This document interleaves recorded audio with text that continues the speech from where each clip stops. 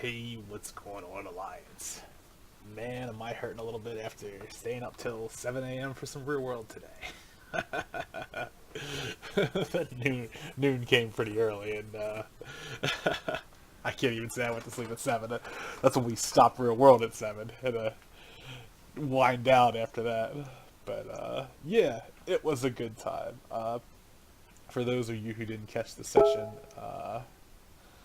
I didn't fill in the last session. I was thinking about making a video, and I kind of was telling Timir a little bit about it in the Alliance channel, but I figured we'll combine those two because it's kind of a lot of prep as far as things go.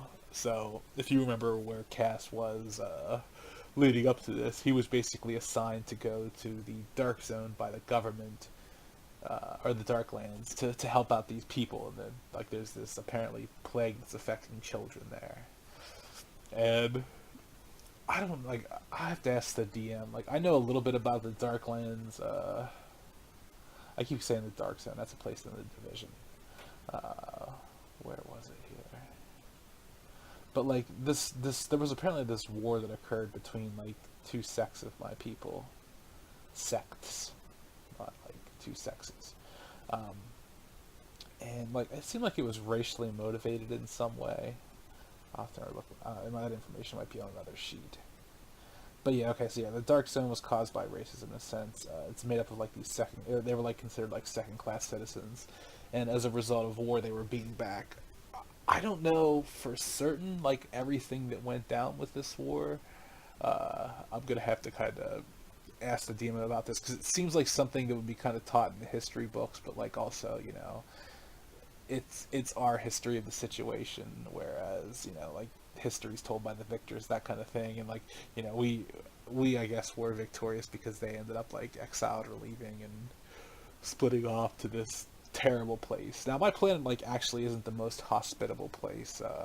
Like during it has like long winter months, and even then like we can't go outside because the temperatures are so cold. So the Darklands are like really hot, like volcanic in nature.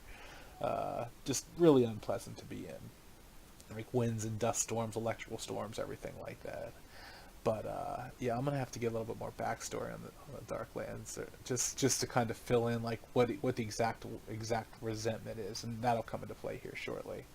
So the session before was basically like finishing up the prep to head out. Like Cass has two military escorts, and then he has his two interns acting as assistants with him, who will, like, one will probably be covering the research side of things, and the other will be helping out with actual like patient interactions, because that's kind of his strong suit. I mean, he's good at a lot of things, but he's really good with that. And because this is such a sensitive mission, like there's still a lot of animosity and hostility between the two. Now here's my thing. Until I get that extra information, like to see if there's a reason for it, like Cass could care less about the Darklands. Like he doesn't, it's like one of those ones where when you hear about like some third world country that that maybe hates like the U.S. for some reason, like something we did to them, it's like it's not on the forefront of the average American citizen's mind. Like they don't even think about that country. That's how Cass is with the Darklands. Like there's no like, oh no, we had this war with the Darklands all these years ago, and it's like I don't even think it's part of his generation, or maybe his father's generation. Like I think it was like 100 years ago or something like that. And again, I want to get this details from the DM. But yeah, it's like, you hear about this 100-year war, and it's like, if you won, you could care less about these people out there. Like, they don't even like enter your mind in your day-to-day basis. This again will come up very shortly. We finish the preparations. We get to head out. We make it to the Darklands, but our chopper, the helicopter we're in, experiences an electrical storm. We have to land abruptly. We don't actually crash, so that's good, but it is a bit of a rough landing. And then we have to march out in like this hellish like electrical sandstorm, and it's just awful. We have these like full-on hazmat suits with like rebreathers and stuff like that. We look kind of like stormtroopers, so it's like, yeah, it's gonna be a good first impression when we approach these people. We march and march, and I actually get to like heal some people along the way, like just kind of like to refresh and reboost now with my new energy knowledge. Also, something I forgot, like Cass had a small secondary power, and I think I mentioned this before. Like I'd forgotten to use it for a while, but like I said, my first couple sessions, it didn't really it wasn't really useful or valuable then. But Cass has the ability to read people's emotions or intentions with what seems to be pretty high accuracy. Um, and it was just kind of like a minor thing that you could pick as far as a trait went. And I figured like one of my biggest things with real world, especially in Generations, is it's very easy to assume, and this is like I think a role playing thing in general, is whenever you're receiving information from the DM and from NPCs from the DM, it's our nature to kind of assumed that, or at least it was, and I'll say just for me, it was our nature to assume that what was being said was the truth. The reality is, you know, it's hard to like check for lies or something like that without a power that kind of like lets you, search out, or unless you're psychic or something like that. Like I think it's hard to play off deception without like, like you can. I guess the way I'm kind of describe it is, like if an NPC is being deceptive to you, if the DM hints at deception, you automatically expand that to be there is deception at play, and I don't trust anything that they do. But if the DM plays it off like that there's no cues or no ticks that he tells you about, it's like it's very hard to tell whether they're lying or telling the truth.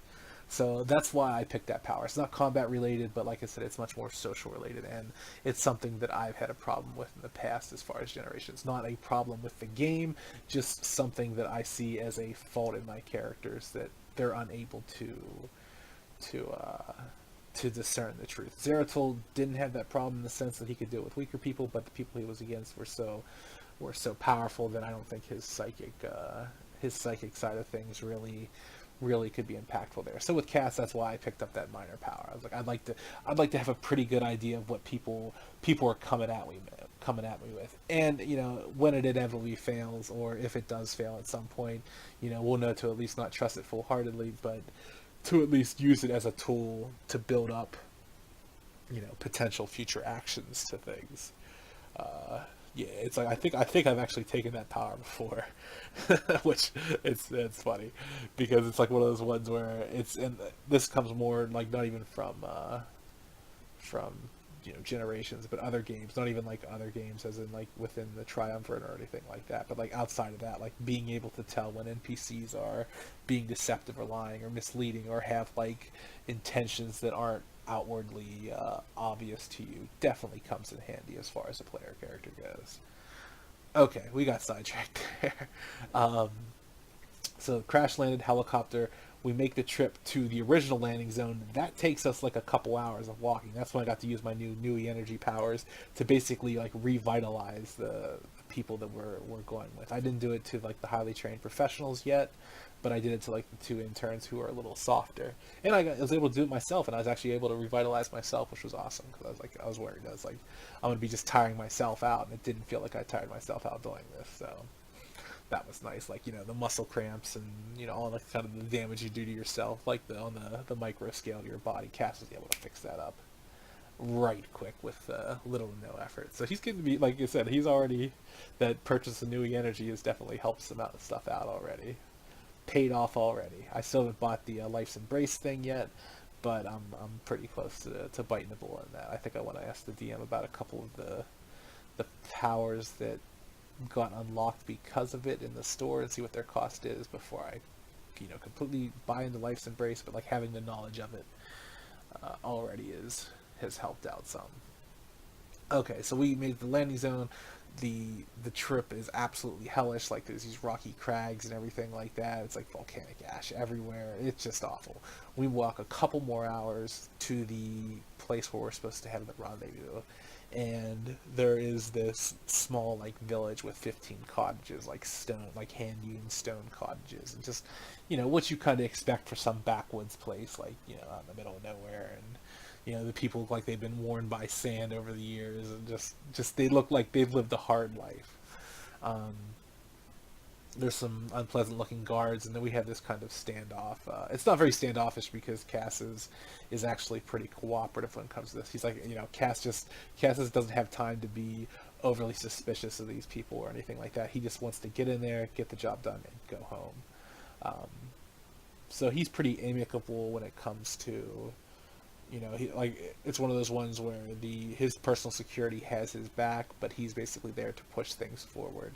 And you know, any decisions that might be dangerous, he definitely kind of looks to them to see if like, okay, we're good to move forward, that kind of thing, or like they feel like they have the situation well enough under control with their military training to push forward. The like what looks like a town elder or something like that comes out and looks us over. Casimir pulls off his rebreather mask because they said the air is like at acceptable breathable levels now, and it is awful. Like he ends up spending like a minute or two coughing as the air rips through his lungs, like smoking 3 cigars at once in both hands, and just taking a couple years off his life. Maybe not that exaggerated, but yeah,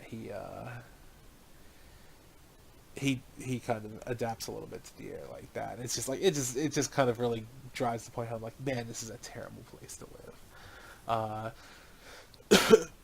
She kind of lays down some ground rules as far as this elder like lady, like, you know, don't go out at night. You know, we'll have some places for you to stay, etc., etc. We'll take you to where the people are quarantined, which, you know, that's already a refreshing thing that, like, you know, they just don't have these people still intermixing with the general population, because who knows what it is. And like so far, like everything Cass has kind of looked at, seen, and mentioned, like, you know, he mentioned to one of his assistants, like, make sure you get a sample from because the DM mentioned like there's this giant well in the center of the town, like make sure you get a sample of the water, you know, make sure that there's no contaminations or no contaminants or pathogens in the water that could be affecting this.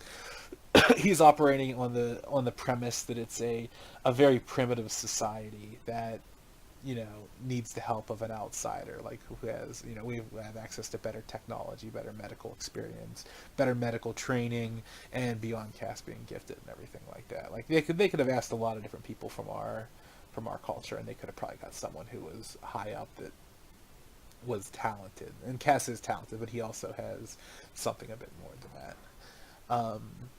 Yeah, so he says that, and about like you know, getting safe the well water, and the woman says, "Oh, that won't be necessary." She's like, you know, you'll be going down in the well, and it's a very big well. Like I don't want you to think it's like this little thing that, you know, one person could squeeze down in. Like 4 people were lowered down into this bucket. No, 5 people. Yeah, 5 people were lowered into this giant bucket down into this well, and there's no water at the bottom of it. And you know, Cass is thinking, "Oh man, this is gonna be awful." And I was like, are they gonna trap us down here or anything like that?" Because originally he tried to split up. Like he's like, "Okay, Lyria, which is one of his assistants, who's the main researcher, and one of the personal security guards, are like, you stay up here, get some air samples and stuff like that, and you know, we'll go down here and check out the patients," because that was kind of what was implied that was down here. And the woman was like, "No, you all have to go." And it's like, oh, okay, let's just be a little suspicious here. So we all go. But it's like one of those ones we weren't given much of a choice in the matter. And given the difficult diplomatic relations that exist, like, we're trying to make things better. So we're basically playing along with what they have so far. Like, we're not looking to, you know, be obstinate, and like, you know, the more agreeable we come off, I think the better we come off to the people overall. Go down the well, go down this dark tunnel in the well. It leads to this rusty metal door. There's a guard there. We introduce ourselves. He, you know, expected us to be coming here, and he slowly cranks open the door. Behind this door is a much more polished, modern-looking, like, technological door that has this blue light scan that goes over us. Okay, that's definitely weird. Inside the door, there's this woman who introduced herself as Proxy 5. Proxy is kind of like the Dark Lands version of what we call Roans, which are government agent type people. So proxies are the Darkland versions of Roans, which are the New Etari version of government agents. She takes us on this trip to this huge, and I don't want to say like I'm underselling it here, like this really impressive underground facility and structure that houses apparently around 100,000 people. No, you know, much more technologically advanced than we thought, which adds a whole new spin to the perspective of this potential disease.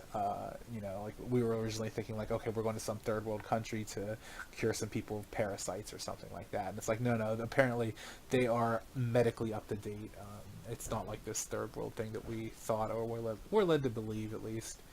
Um, Yeah, so there's like this. There was a lot of describing the scenery of what was going on there, and everyone. Oh, this is what I was kind of tying into as far as like, you know, I think the average Nui Tari on Ari proper. Ari's the planet, but like where I have to look up where we're the landmass we're on. Like doesn't give any kind of thought to the dark lands on any kind of regular basis. Like every person who looked at us with like I could sense out their emotion. It was like anger and distrust, and it's like anger was always at the forefront, first or second or maybe third emotion, like the third most prominent emotion that I got from these people. And it's like we don't even think about you guys. Like you need to cool out with the attitude here. Like Cass always didn't say that, but he's thinking it because like every person he sees, like he doesn't sense like every person's emotions, but like they all have like this mistrust. They have this. It's like we don't even think about you guys. Like it's not even in like the forefront of our mind. It's not even like the back burner of our mind. Like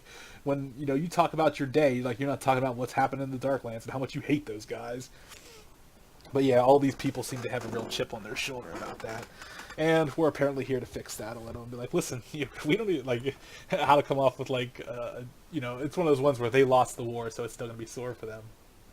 But like, that's like generations ago. Like, that's the war of our forefathers or our fathers before them.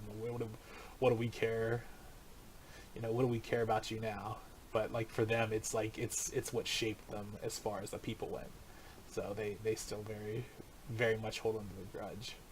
Um, we go through a little bit of this, a little bit of that, like some blood tests to make sure that we're not bringing in outside pathogens or anything like that. Because living in an underground structure like this, they probably have a more limited immune system versus where we live. Like they don't want to risk any major contaminations, especially since they're experiencing some kind of outbreak. We also come to find out that the outbreak is like out of the 100,000 people here, like only 23 kids have been affected. But again, we don't know any of the details of like what they're being afflicted with. So it must be something like I'm guessing something almost supernatural in nature because they seem like they're medically equipped well enough to handle anything that's out there.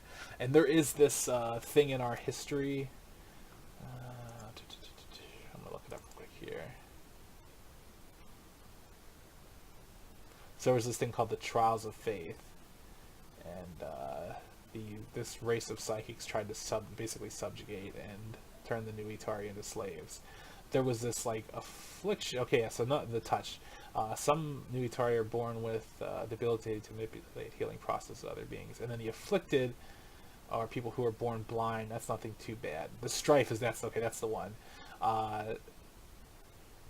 Basically the strife is kind of like that other energy I talked about on the Nui side of things, and I'm wondering if it's not like tied to that, like if there's some like not some strife user out there that's like breaking down the patient like on a molecular level. It says so. It's like they're it's an awful thing to go through. So I'm wondering if like someone's not doing this, and we will have to see. So, like I said, we go through the tests and everything to make sure we're safe.